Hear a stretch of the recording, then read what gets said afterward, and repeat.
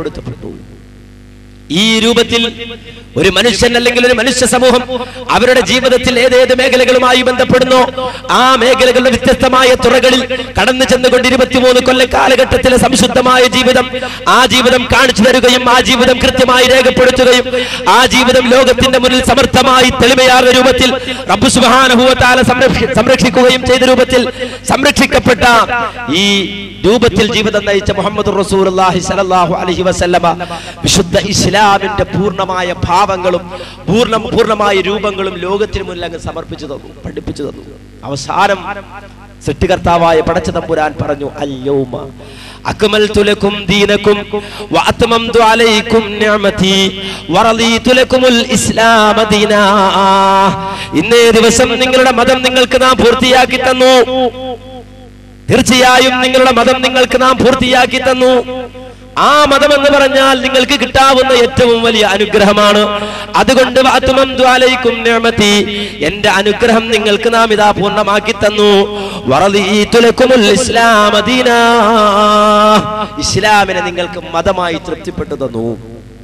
ഇത് സൃഷ്ടാവിന്റെ സർട്ടിഫിക്കറ്റാണ്, സൃഷ്ടാവിന്റെ പ്രഖ്യാപനം. മതം പൂർത്തിയായി, ഇനി ഒന്നും കയറ്റാനില്ല, കൂട്ടിച്ചേർക്കാനില്ല, എടുത്തു കളയാനില്ല, അതിലേക്ക് എന്തെങ്കിലും അഡീഷണലായി ചേർക്കാനില്ല, എടുത്തുകളയല്ല. പൂർണ്ണമാണ് അല്ലാഹുവിന്റെ മതം, പൂർത്തിയായി അല്ലാഹുവിന്റെ മതം.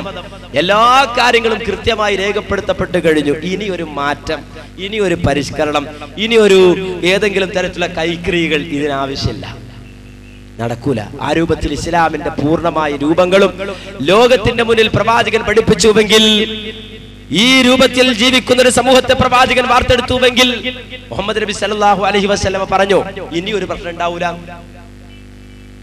മുമ്പ് ആളുകൾ പിഴച്ചു പോയിട്ടുണ്ട്. ആദം നബിയുടെ മക്കൾ പിഴച്ചപ്പോ നൂഹ് നബിക്ക് വരേണ്ടി വന്നിട്ടുണ്ട്. അതുപോലെ തന്നെ നൂഹ് നബി അലൈഹി സ്വലാത്തു വസ്സലാം പഠിപ്പിച്ച ആളുകൾ പിൽക്കാലഘട്ടത്തിൽ പിഴച്ചു പോയപ്പോൾ ഇബ്രാഹിം നബി അലൈഹി സ്വലാത്തു വസ്സലാമിന്, ലൂത്ത് നബി അലൈഹി സ്വലാത്തു വസ്സലാമിന് വരേണ്ടി വന്നിട്ടുണ്ട്. ഇസ്മായിൽ നബി വന്നിട്ടുണ്ട്, ഇസ്ഹാഖ് നബി വന്നിട്ടുണ്ട്, അയ്യൂബ് നബി വന്നിട്ടുണ്ട്, ദാവൂദ് നബി വന്നിട്ടുണ്ട്, സുലൈമാൻ നബി വന്നിട്ടുണ്ട്. അങ്ങനെ ഈസാ നബി, മൂസാ നബി, സർവ്വപ്രവാചകന്മാരും ലോകത്തിന്റെ വ്യത്യസ്തമായ പ്രദേശങ്ങളിൽ വന്നിട്ടുണ്ട്. കാരണം ആ സമൂഹം പിഴച്ചു പോയപ്പോൾ അവർക്ക് ദീൻ പഠിപ്പിക്കാൻ വേണ്ടി വന്നവരാണ് പ്രവാചകന്മാർ. ഞാൻ അവസാനത്തെ പ്രവാചകനാണ്, എനിക്ക് ശേഷം ഒരു പ്രവാചകൻ വരാനില്ല, ശരിയാണ്. പക്ഷേ എന്റെ കാലം കഴിഞ്ഞാൽ ഇനി സമൂഹത്തിൽ ഒരു പിഴവുണ്ടാവൂല, ഇനി യാതൊരുവിധ പ്രശ്നവും ഉണ്ടാവൂല, ഇനി സമൂഹത്തിൽ യാതൊരുവിധ വ്യതിയാനവും ഉണ്ടാവൂല എന്ന് മുഹമ്മദ് നബി സല്ലല്ലാഹു അലൈഹി വസല്ലം പറഞ്ഞില്ല. നേരെ മറിച്ച് മുഹമ്മദ് നബി പറഞ്ഞത് ഇനി ആ പ്രശ്നം ഉണ്ടാകാനുള്ളത്, ഇനി പ്രശ്നങ്ങൾ ഉണ്ടാകും. എന്റെ കാലഘട്ടത്തിന് ശേഷം എന്റെ ഉമ്മത്ത് സത്യമാർഗത്തിൽ നിന്ന് വ്യതിചലിച്ചു പോകുന്ന കാലമുണ്ടാകും. എന്റെ സുന്നത്ത് വലിച്ചെറിയുന്നൊരവസ്ഥ എന്റെ ഉമ്മത്തിലുണ്ടാകും. എന്റെ ഉമ്മത്തിൽ പിൽക്കാലഘട്ടത്തിൽ ജൂത സംസ്കാരം പിൻപറ്റുന്നവരുണ്ടാകും. എന്റെ ഉമ്മത്തിൽ പിൽക്കാലഘട്ടത്തിൽ നസാറാക്കളുടെ സംസ്കാരം പിൻപറ്റുന്നവരുണ്ടാകും. അതാണ് പ്രവാചകൻ പറഞ്ഞത്, ലതതബഅന്ന സനന മൻ കാന ഖബലകും ശിബ്റൻ ബിശിബ്രിൻ ദിറാൻ ബിദിറാൻ ഹത്താ ലൗ ദഖലൂ ജുഹ്റ ലബ്ബിൻ തബിഅ قيل يا رسول الله اليهود والنصارى قال فمن.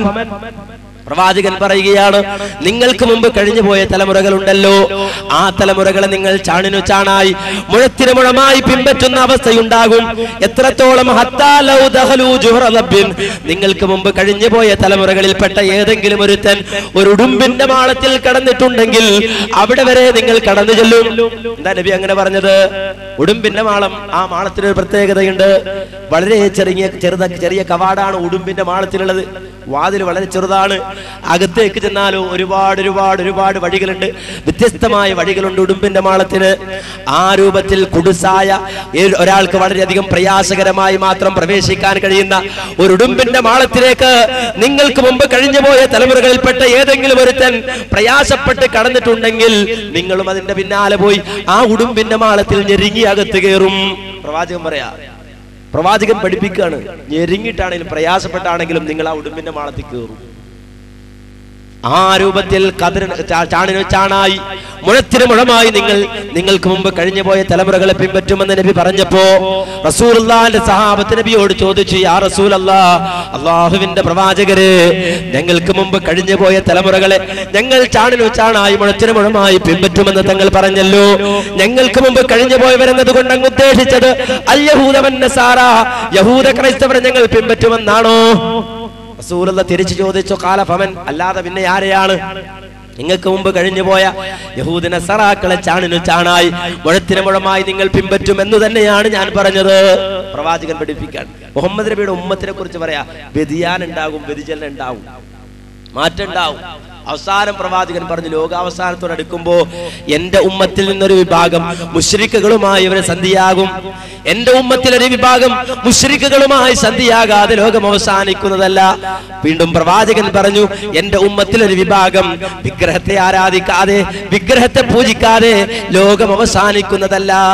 വിഗ്രഹാരാധന വരെ മുസ്ലിം സമുദായത്തിൽ ഉണ്ടാകുന്ന മുഹമ്മദ് നബി പറയുന്നത്, വിഗ്രഹത്തെ പൂജിക്കുന്നുണ്ട്, വിഗ്രഹാരാധന നടത്തുന്ന പറഞ്ഞത്, വിഗ്രഹങ്ങളെ ആരാധിക്കുന്ന പറഞ്ഞത്, വിഗ്രഹാരാധകരുമായി സന്ധിയാകുമെന്ന മുഹമ്മദ് നബി പറഞ്ഞത്. ആര്? പ്രവാചകന്റെ ഉമ്മത്ത്. സഹോദരങ്ങളെ, ചരിത്രം നിങ്ങൾ പരിശോധിച്ചോളൂ. മുഹമ്മദ് നബി സല്ലല്ലാഹു അലൈഹി വസല്ലമയുടെ കാലഘട്ടം, ആ കാലഘട്ടത്തിന് ശേഷം ഇസ്ലാമിക ഖിലാഫത്ത് അബൂബക്കർ സിദ്ദീഖ് റളിയല്ലാഹു അൻഹുവിന്റെ കാലഘട്ടത്തിലാണ്.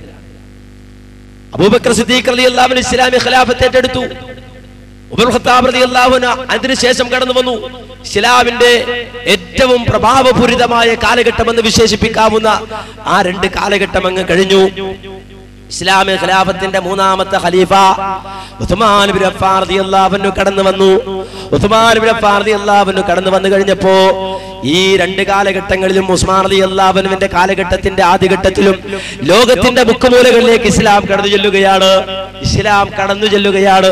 മനസ്സുകളിൽ നിന്ന് മനസ്സുകളിലേക്ക് ഇസ്ലാം മാറ്റപ്പെടുകയാണ്.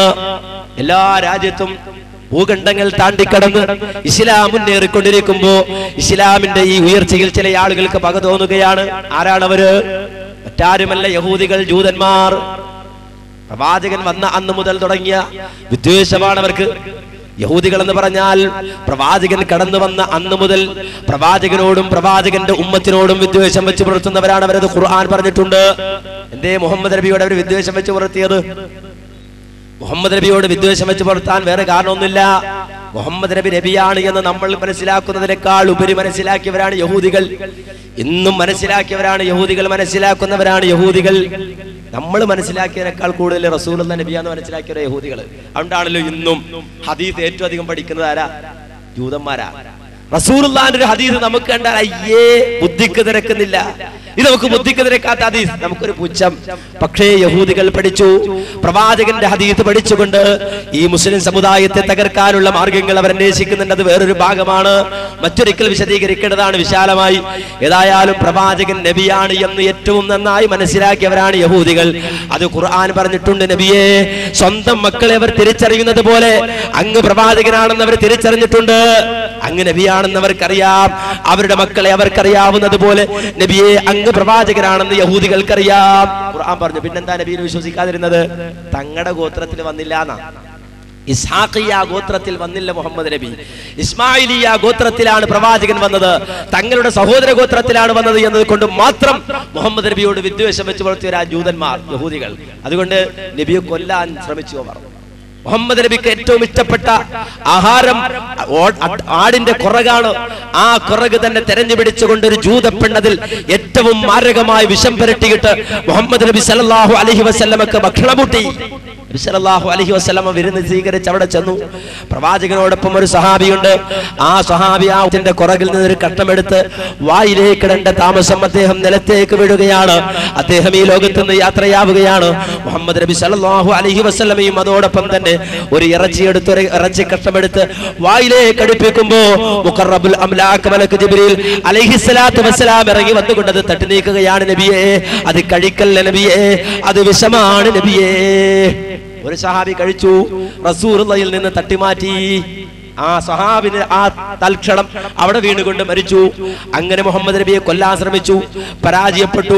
രണ്ടാമതൊരിക്കൽ മുഹമ്മദ് നബി സല്ലല്ലാഹു അലൈഹി വസല്ലമ ഒരു യഹൂദിയുടെ വീടിന് മുന്നിൽ പ്രവാചകൻ മറ്റൊരാളുമായി സംസാരിച്ചു കൊണ്ടിരിക്കുമ്പോ ആ വീടിന്റെ മുകളിലേക്ക് കയറിയിട്ട്, മുകൾ നിലയിലേക്ക് കയറിയിട്ട് പ്രവാചകന്റെ തലയിലേക്ക് വലിയൊരു പാറക്കല്ല് വലിച്ചെറിഞ്ഞ് പ്രവാചകനെ കൊല്ലാനുള്ള രണ്ടാമത്തെ ശ്രമവും പരാജയപ്പെട്ടപ്പോ മുഹമ്മദ് നബി സല്ലല്ലാഹു അലൈഹി വസല്ലമക്ക് സിഹ്ർ ചെയ്തുകൊണ്ട് പ്രവാചകനെ പൊട്ടിച്ചവരാണ് യഹൂദികൾ. അന്ന് തുടങ്ങിയതാണ്. പക്ഷേ ഇസ്ലാം ആ വിരോധത്തിന്റെ മുന്നിൽ